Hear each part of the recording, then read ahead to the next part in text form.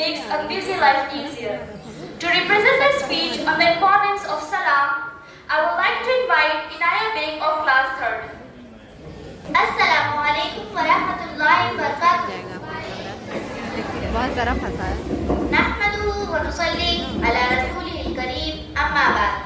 अऊज़ु बिल्लाहि मिनश शैतानिर रजीम. बिस्मिल्लाहिर रहमानिर रहीम.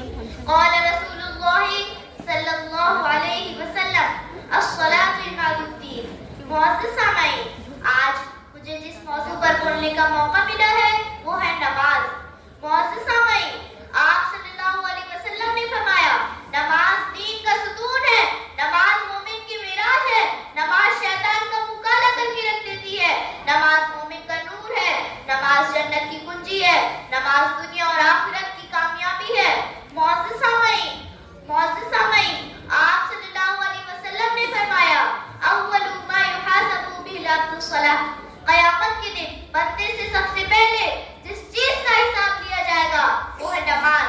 अगर नमाज दुरुस्त हुई तो बाकी अमाल भी दुरुस्त होंगे, और अगर नमाज ना दुरुस्त हुई तो इंसान खसारे में होगा.